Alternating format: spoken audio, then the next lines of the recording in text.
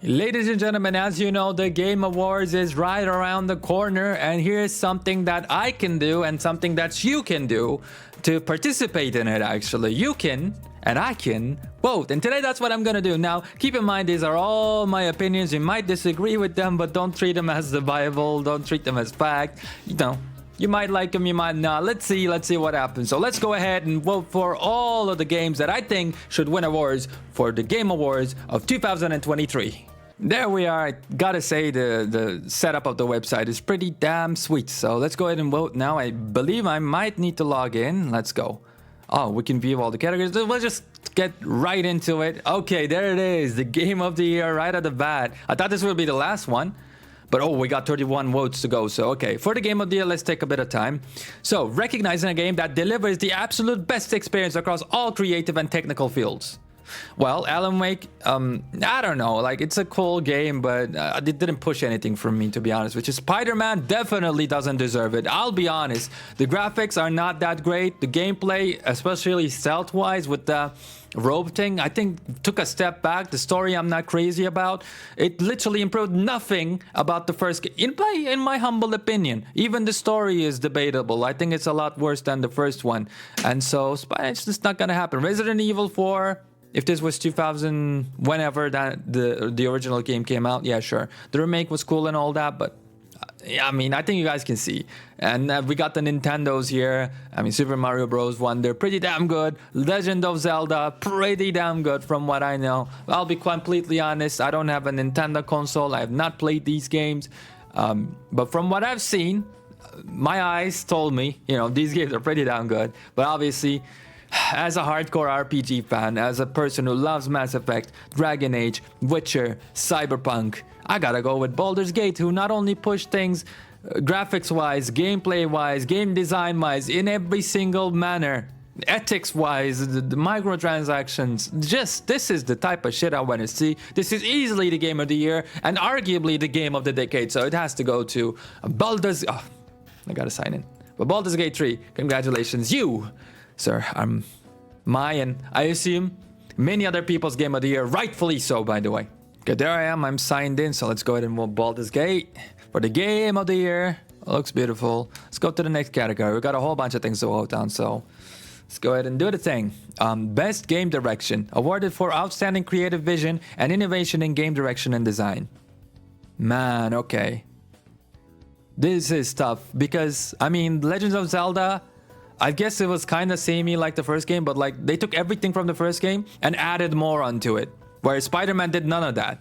See, I wanted Spider-Man to be like the Legend of Zelda. Take the first game, make it better.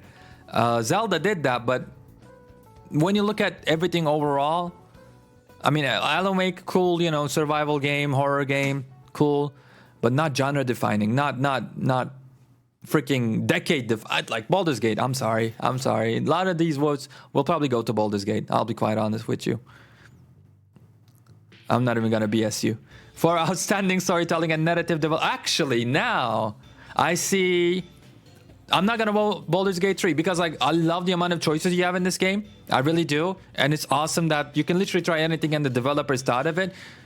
But the story itself is not that crazy. I love the moment with Shadowheart.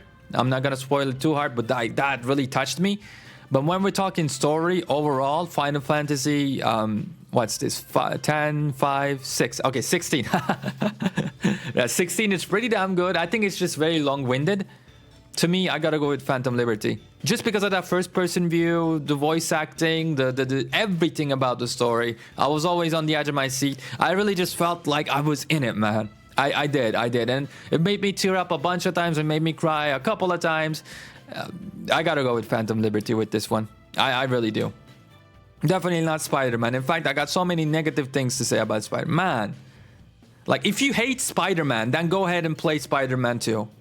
I would go as far as to say, if you hate the character of Spider-Man, go play Spider-Man 2. Like, if you want to see him absolutely get stripped of everything that makes him Spider-Man. Anyways, I'm just gonna get a lot of hate for that, but I'm just giving you my real feelings, okay? Best art direction for outstanding creative and technical achievements in artistic design and animation. Oh, wow, okay. I mean, Hi-Fi Rush is definitely a standout. Lies of P is definitely a standout. Alan Wake, Remedy always has been doing, at least for the past 10 years now, with Control, with the other game that I can't remember. They've been trying some really unique stuff. Even with Max Payne, right? When you think about it, they really had a different way of storytelling. It just never captures me.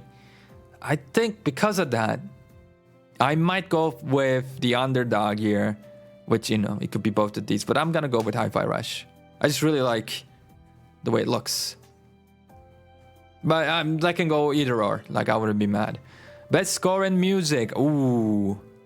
Damn, we got a lot of choices here. Now, I don't know much about Alan Wake, to be honest. It's music. I mean, Hi-Fi Rush, a game about music pretty much. Final Fantasy and Baldur's Gate, it comes down to these two to me. And Final Fantasy has just so many epic themes that just gets you pumped up, that overall, when we look at the entire soundtrack, it might win. But Baldur's Gate is pretty strong as well, simply for one reason. I would love to make you hear that reason, but obviously I'm gonna get copyrighted.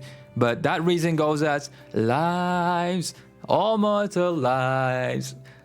I think you know what song I'm talking about, and if you know that song, you won't be mad at me when I choose this. I just gotta. But Final Fantasy, in any other day, in any other time, would have been my choice. I'll say that. Okay, best audio design. I think, yeah, we gotta go with Hi-Fi Rush. A game about pretty much audio. Pretty unique, pretty cool. Best performance, we got, ooh, okay. These are all good, man. I love Cameron as, yeah, the guy from Jedi Survivor. Kyle, what's his name? Kyle Kestis? I forget his name. Idris Elba was pretty good. I mean, yeah, Neil Newborn. Okay, oof. It's the same thing again for me. I think Spider-Man Yuri is like, okay, whatever. It's okay. It's either Ben Starr, which as Clive, he's shown an insane amount of range and insane amount of emotion in all that he did. I can say the exact same thing for Neil as well. And he has an iconic tone, same as Ben Starr, with his like low, raspy voice, like gravelly voice. But Neil Newborn being like, yeah, darling. Like, they're both really good. It's a toss-up for me, but I think I'm gonna go with Clive, man. He's just like overall awesome, but either or, again, both of these could. If both of these guys could win, I would choose that. But for the sake of continuing the video, I'm just gonna choose that one. Innovation and accessibility. I mean, I would assume, I don't know. I myself don't use many of the accessibility features or any of them at all. But Sony is usually really good. Like, I remember The Last of Us being super, super deep when it comes to accessibility. So I feel like Spider-Man would take the cake there. Just based upon that, I'm just going to select Spider-Man, but that's it. Like I said, I don't know much about it. So let's just quickly move on. I can't skip anyway, so I wanted to choose something. Games for impact. For a thought-provoking game with a pro-social meaning or message.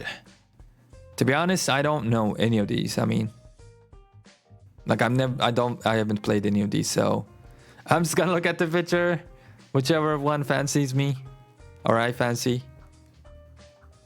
I don't know. I'll go space for the Unbound. Why not? No reason, like I said. I don't know any of these. Best ongoing. Awarded to a game for outstanding development of ongoing content that evolves the player experience over time. Damn. I mean, Final Fantasy is always a very strong. Fortnite, Genshin, yeah, these are always very strong. Apex Legends. Now, me personally, I don't play any of these games. I played Final Fantasy back in the day a whole lot and barely ever played Fortnite. Genshin, played it a fair bit, again, back in the day. I mean, honestly, these three games are masters at it. But again, comes down to my personal choice. I'm not even going to speak about Apex because I never really played it. I just really loved everything about Phantom Liberty. And I'm excited about what CD Projekt Red is going to do in the future, finally. After so long, with the crappy launch of Cyberpunk 2077. This is finally what fixed it for me. And yeah, all-time moments, I don't know, just personal preference. But if you chose any of these games, again, I can't fault you. I really can't fault you. They're all good. Best community support. Recognizing a game for outstanding community support, transparency, and responsiveness, inclusive of social media activity and game updates patches. Ooh, to me, it's definitely not Destiny 2. I wouldn't even say Cyberpunk. Like, I love the expansion and all the updates they've finally done, update 2.0. But Cyberpunk, I don't know, it's very, very rocky. So it has to be Final Fantasy, No Man's Sky, or Baldur's Gate. Because Baldur's Gate, they've always been super clear, super responsive, great at communicating what's coming up, all their updates. Hell, like, I love the live streams they did. Final Fantasy, going on strong for years and years. No Man's Sky, you know how much of a turnaround this game did. But again, since this is my personal list, I'm just going to go with my personal favorite, which is Baldur's Gate. I thought they did a pretty bang-up job. Best independent game for outstanding creative and technical achievement in a game made outside the traditional publisher system. Oh, that's cool. Obviously, that's what an indie game is. But unfortunately, I just know Dave the Diver, which is a pretty cool game. So again, it's going to be a little one-sided. But I got to go with my boy Dave. But it's a pretty sweet game. It is like very, very good. Deserving of it, I believe. Even though I don't know the other games. So best debut in the game. Right, the company's first game ever. I'm just going to go with Viewfinder, because I know a little bit about this game. And it was a cool concept. It was memorable too. So based upon that, I'm just going to go with that. Best mobile game. All right, I have no idea, brother. Monster Hunter is there. Honkai is there. Terra Nil is there. It's an interesting style. Got Hello Kitty Island and Ever Crisis. I have no idea. I'm just gonna... Okay. I can't select anything. I'll go Hello Kitty because that's highlighted. There you go. I have no idea. Dude. Oh, VR AR game of the year. Right, none of these I've ever played. I mean, I did have a Quest 2 back in the day. Just, you know, played a couple of games on it. I have that experience. It's hard to say. It's hard to say. I'm gonna go give it to a straight up VR game instead of like a Resident Evil type. Like, oh, here's a VR mode after the actual game comes out. Like, that's cool, but I feel like I just want to support a straight up VR game because we need all the content, like VR specific content we can get for that medium to be good. Best action game. Armored Core just doesn't appeal to me. Dead Island was, whew. I mean, it wasn't terrible, but yeah. So Ghost Runner, Hi-Fi Rush, Remnant 2, these are all very good. What do you call it? Runner-ups, but I think I'm just going to go with Ghost Runner. It's pretty solid. Got the formula down to a T. So best action adventure this year, I guess from what I played, I mean, Jedi Survivor had its weak moments or definite criticisms we can give.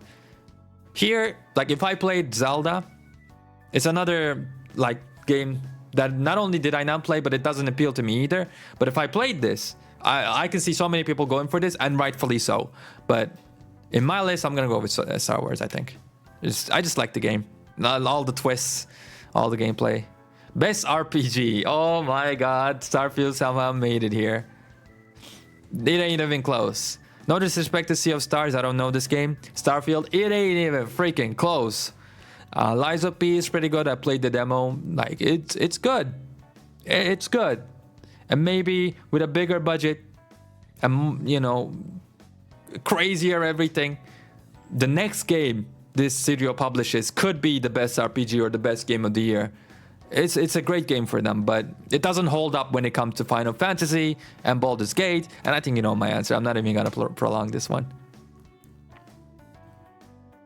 All right, best fighting game. Damn, I gotta say, Nickelodeon All-Star Brawl.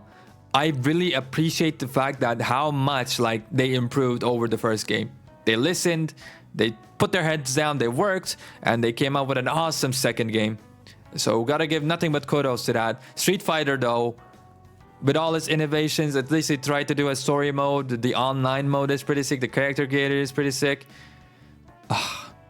So I'm gonna dismiss Mortal Kombat 1 because I really don't like Warner Bros. And all their microtransactions, all the shady stuff they're doing there. So just because of that, I think I'm gonna go with Street Fighter, although I really appreciate Nickelodeon. I'll go with that. But Street Fighter, it hit different this year. So best family, for the best game appropriate for family play, irrespective of genre or platform. Pikmin 4, we got Disney Illusion Island. Again, none of the games. Oh, okay, never mind. I think the only problem with this game is that it's a little expensive. That's, I think that's pretty much it. But it's either Mario for me or Party Animals. I'm just gonna go with the underdog here. Mario, man, you don't need the Game of the Year. You really don't. Like you're always gonna be a winner. So I'm just gonna go with the underdog. Best sim strategy. Again, not a game type that I play too much. Company of Heroes 3 was a thing. I had no idea. It's a game from my childhood. Maybe I'll check this one out. Fire Emblem, Pikmin. Just because I know this game. Again, just because I'm familiar with it, I'm just gonna go with Skylines 2. But I am aware of like its weaknesses where, you know, it kind of feels like The Sims, right? Like the base game is kind of cool there, but you know they're gonna be adding a hell of a lot of DLC, and then, you know, that's kind of shady. But anyways, I just don't want to prolong the video too much, so I'm moving by quickly. Ooh, it's definitely not gonna be FC. Again, shady microtransactions immediately disqualify the game for me. F1, I don't know much about it. Forza, know much about. Okay, The Crew made it to the list. That game is still being supported. Okay, that's interesting. Honestly, anything besides the FC game is good for me. So, again, okay. Come on, select one, dude. Oh my god. Okay, select this one. Hot Wheels. Why not? Let's see. We're nearly there. We're nearly there. Best multiplayer. Okay, now this changes things. I had no idea Super Mario had multiplayer. I guess Scotch Co-op and stuff like that. I mean, I might give it to Baldur's Gate. I just don't like Diablo 4. I just don't like Blizzard. In the last 10 years, they've just been disappointment after disappointment. Insult right to our faces after insult. I just don't... No, I'm not giving it to them. And Diablo 4 doesn't deserve it anyways, in my humble opinion. It's between these three games for me. Baldur's Gate, Party Animals, Street Fighter. I mean, Baldur's Gate has a kick-ass co-op mode, and you can go through the entire story and mess around. While your friend is doing something over there, completing quests, you can do something completely different over there. I mean, I guess I gotta go with my boy Baldur's Gate again. I just gotta. It's got a great co-op option. Ooh, best adaptation. Now this is interesting. I mean, I guess I'm gonna go with For the Last of Us, just because they really just took the game and switched up like one or two things, and here you go. Here's the first game in you know, movie form or like series form. So obviously, it's pretty damn good. So I'll go with it. I mean, just for the opening scene alone, For the Last of Us, I really loved that. That wasn't something we had in the actual game, but like the, you know, scientist guy being interviewed and talking to the people. That scene is actually goated. I gotta give it to them. So because of that, it shows that. Most anticipated, boom. Ooh, okay. Well, I can tell you that it's, ooh, hey, oh, these are all good. Holy shit. Well, besides this, but that's neither here or there. Final Fantasy Rebirth. Hot take, not even a hot take. It's what I think. I really like the remake, the graphics, the gameplay, everything. But the staple of Final Fantasy games, 10-hour-long boss battles, I just can't stand them. And at the end of the remake, I was just so bored, dude. Like, oh my god, please let it end. It just felt like it dragged. So it just doesn't fit me. These games don't fit me. They go on for too long. Even when I watch them on YouTube, on 2x, sometimes, like, same thing with Final Fantasy 16. It just goes on for far too long. It gets too ridiculous at one point. So I am a little bit excited for this game, but I mean, Hades, I played the first game and I really, really like it. So I'm really wondering what they're going to do with the second one. Like a Dragon Infinite, well, it's going to be a great game. Just like Final Fantasy 7, by the way. I throw no shade at this game. I just don't like the long boss battles. But other than that, it's going to be a one to talk about, right? Same with Like a Dragon. But it's more of the same, right? It's more of the same stuff we're seeing. And just, new stuff put on it. Tekken 8 looks great. I love the character introductions in this game. How much of a single player will we get? How much content? How much bang for our buck will we get with this game? That's the only thing that makes me question it. I'm going to go with Hades, man. I really think this game's going to deliver the goods. Ooh, that is interesting. So, Iron Mouse made it here. I know him because of Sea-Dog VA. Or her, because of Sea-Dog VA. And I don't know anybody else.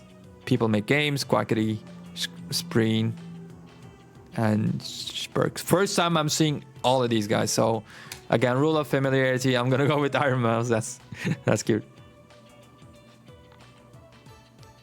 All right, best esports game. Damn.